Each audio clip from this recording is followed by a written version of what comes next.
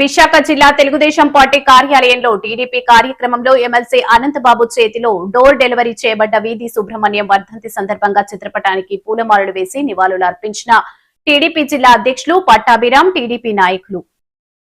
సుధాకర్ గారు కరోనా టైంలో పీపీ కిట్లు లేవు, మాస్కులు లేవు, మేము ఎలాగ పని చేయాలి అని అడిగి ఆ వీడియో ఎవరో తీస్తే అది వైరల్ అయినందుకు సస్పెన్షన్ ఆర్డర్ ఒక అంబులెన్స్ లో పంపించి నువ్వు సస్పెండ్ అయిపోయావని చెప్పాడు. మనస్తాపం చెంది ఆయన కంచరపాలెం హైవే మీద వెళుతుండగా స్కెచ్ చేసి ఆయన పోలీసులు ఆపి ఏ విధంగా ఆయన పిచ్చివాడిలాగా అమెరికా దేశంలో నల్లవాడిని కాలు కింద వేసి ఏ విధంగా తొక్కి చంపేశారో అదే తరహాలో బట్టలు విప్పి, ఎందుకంటే మెయిన్ ఆ కేసుకి మొదటి నుంచి ఆఖరి వరకు హేబియస్ కార్పస్ వేసి ఆయన బయటికి తీసుకొచ్చే విషయం వరకు కూడా పోరాటం చేసినటువంటి ఏకైక వ్యక్తిని నేనే. ఆ రోజు ఎవరు కూడా లేరు, ఇది గమనించాలి. ఆ రోజు తల్లి పడ్డ వేదన, బాధ, కుటుంబ సభ్యులు, ఆ వదిన మంజీరా, కొడుకు రోహిత్, మరి వీళ్ళందరూ కూడా ఏ విధంగా బాధపడ్డారంటే, ఒక డాక్టర్, దళిత డాక్టర్ ఆ రోజు కంచరపాలెం నడి రోడ్డు మీద హైవే మీద పిచ్చి ఆసుపత్రిలో జాయిన్ చేసినటువంటి పరిస్థితి. ఆ రోజు నేనే కే షీట్లో నా పేరు, ఎందుకంటే డాక్టర్ సుధాకర్ కూడా బయటోడు కాదు, మాకు చుట్టమే. కే షీట్లో నేను ఎక్కించుకొని అప్పుడు కూడా ఎవరిని కూడా వెళ్ళకపోతే ఆ రోజు సార్ అయ్యన్న పాత్రుడి గారు వచ్చి మేము చూడాలి అన్నప్పుడు కూడా పోలీసులు మమ్మల్ని అడ్డించారు. అప్పుడు కూడా మేము మాట్లాడి లోపలికి వెళ్ళి మాట్లాడితే A8 గా ఉన్నటువంటి ఒక ధనుంజయ రెడ్డి, జగన్మోహన్ రెడ్డి అక్రమ కేసుల్లో ఉన్నటువంటి ధనుంజయ రెడ్డి A8 ముద్దాయిగా ఉన్నటువంటి వాడి తమ్ముడు రామిరెడ్డి అన్నటువంటి వాడు ఇక్కడ డాక్టర్. వాడు నన్ను చంపినందుకు ప్రయత్నిస్తాడని నాకు లేఖలు రాశాడు. ఇప్పటికీ నా దగ్గర ఎవ్రీథింగ్ ప్రూఫ్స్, ఇప్పటికీ అవన్నీ అలాగే ఉంచాను. ఆ రోజు డాక్టర్ సుధాకర్ గారిని ఏ విధంగా మరి హతమార్చాడో ఈ రోజు మనం చూసాం. ఇది కూడా జగన్మోహన్ రెడ్డి అకౌంట్. రెండోది, ఏదైతే వరప్రసాద్ ఇందాక అన్న చెప్పాడు, రాజానగరంలో ఇసుక లారీలు స్పీడ్ గా వెళ్తూ ఉన్నాయి, అక్రమంగా తీసుకెళ్తా ఉన్నారని అడిగినందుకు రాజమండ్రి పోలీస్ స్టేషన్ లో గుండె గీయించినటువంటి పరిస్థితి. ఆ కుర్రవాడు మనస్తాపం చెంది రాష్ట్రపతికి లేఖ రాసి నేను నక్సలిజం లో కలిసిపోతానని చెప్పి ఏ విధంగా మాట్లాడాడో మనం చూసాం. అంటే ఏటును ఇచ్చినటువంటి మెసేజ్ జగన్ రెడ్డి, నేను అడుగుతా ఉన్నాను నీ హయాంలో. రెండోది, లెక్కర్ పెంచాడు, క్వార్టర్ 75 రూపాయలు ఉంటే ఎక్కువ తీసుకుంటా ఉన్నాడు. చిత్తూరులో ఓం ప్రతాప్ అన్నటువంటి దళిత యువకుడు ప్రశ్నించేందుకు మైనింగ్ దొంగ అక్కడ ఉన్నటువంటి పెద్దిరెడ్డి రామచంద్ర రెడ్డి వాడు మరుసటి రోజే హతమార్చి ఎవరికీ తెలియకుండా పోస్ట్ మార్టం లేకుండా కూడా ఇమీడియట్ గా ఆయన కప్పెట్టేసినటువంటి పరిస్థితి.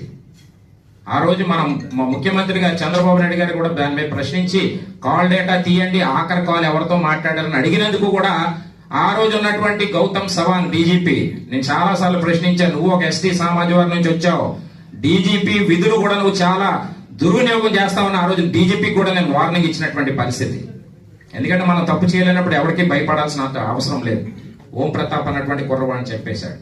చీరాలలో మాస్క్ లేదని చెప్పి పోలీసులు లాఠీ దెబ్బలకు భరించలేక చనిపోయినటువంటి కిరణ్, దళిత కుర్రవాడు, ఆ కుర్రవాడు చనిపోయాడు. అది నీ అకౌంటే జగన్ రెడ్డి. అంతేకాకుండా సుజాత నగర్ లో నూతన నాయుడు, వైసీపీ నాయకుడు నూతన నాయుడు ఇంటిలో ఎవరైతే శ్రీకాంత్ అన్నటువంటి కుర్రవాడిని గుండు గీసిన ఆవిడే. ఈ నూతన అంటే ఇలా ఆడవాళ్ళు ఇది ఎక్కువైపోయింది బాగా, అది కూడా ఆవిడే. నూతన నాయుడు వైఫ్ గుండు గీస్తే వాడు మనస్తాపంతో మరి హత్యా ప్రయత్నం చేసుకోకుండా ఆ రోజు రాత్రి 12:30 గంటలకి నేనే సుజాత నగర్ వెళ్ళి ఆయన అడ్డుకొని నేరుగా మన బాస్, అప్పుడు ప్రతిపక్షంలో ఉన్నాం, చంద్రబాబు నాయుడు గారితో వీడియో కాల్లో మాట్లాడించి అడిగి ధైర్యం చెప్పించినటువంటి పరిస్థితి ఆ రోజు నేరుగా నేనే పోరాటం చేశాను. అది కూడా ఆ కుర్రోడు బతికించాను ఆ రోజు చనిపోకుండా.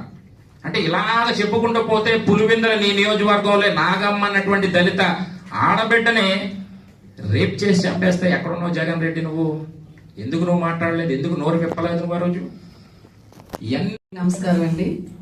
ఏదైతే వేదిక మీద ఈరోజు ఒక మా దళిత సోదరుడికి నివాళులు అర్పించడానికి కార్యక్రమాన్ని ఏర్పాటు చేసిన గౌరవనీయులైన మరి శ్రీ పట్టాభిరామ్ గారికి, అలాగే సెక్రటరీ అయిన లొడగల కృష్ణ గారికి, అలాగే వేదిక మీద ఉన్న పెద్దలందరికీ, నా దళిత సోదరులకి సోదరీమణులందరికీ నా నమస్కారాలండి. ఏదైతే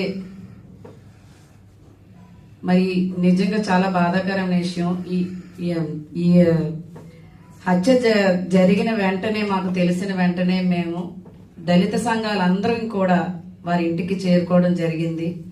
అక్కడికి వెళ్తే నిజంగా ఆ చుట్టుపక్కల ఉన్న వాళ్ళు చెప్తుంటే నిజంగా ఎంత బాధాకరమైన విషయం. అంతకన్నా దారుణం ఇంటికి డోర్ డెలివరీ చేశారంటే నిజంగా జగన్మోహన్ రెడ్డి ఎంత రౌడీ పాలన చేశాడో అక్కడ చుట్టూ ఉన్న ప్రజలు చెప్పేవారు. అక్కడ ఆ కార్యక్రమం అయిపోయిన తర్వాత మళ్ళీ మేము వచ్చి మళ్ళీ కార్యం రోజు వెళ్ళి అక్కడ మళ్ళీ వాళ్ళ చుట్టుపక్కల ఉన్న వాళ్ళ పరిస్థితినిగా తీసుకొని అక్కడ ఉన్న వాళ్ళందరితో మళ్ళీ కలెక్టరేట్ దగ్గర 3 రోజులు మేము ధర్నా చేయడం జరిగింది సార్. అక్కడ 3 రోజులు ఆ ఊర్లోనే ఉన్నాను, దళిత సంఘాలు అందరూ ఉన్నాము, అక్కడ ధర్నా చేయడం జరిగింది. నిజంగా అలాగే డాక్టర్ సుధాకర్ గారి విషయంలో కూడా అదే పరిస్థితి. వెంటనే మన అనితమ్మ గారు ఫోన్ చేసి ఇక్కడ మేమున్న పరిశ్రమలోనే ఇలా జరుగుతుంది ఒకసారి చూడమంటే మరి ఆయన పరిస్థితిని కూడా అలాగే జరిగింది. నిజంగా జగన్మోహన్ రెడ్డి నేను దళితులకు అందరికీ అండగా ఉంటున్నాను, దళితులకి నేను తోడుగా ఉంటున్నాను, నేను అన్నని నేను తండ్రిని అనేసి అని చెప్పిన వ్యక్తి నిజంగా ప్రతి ఒక్కరికి కూడా నిజంగా దళితులు అనే వ్యక్తులందరికీ కూడా ద్రోహం చేసుకుంటూనే వచ్చాడు.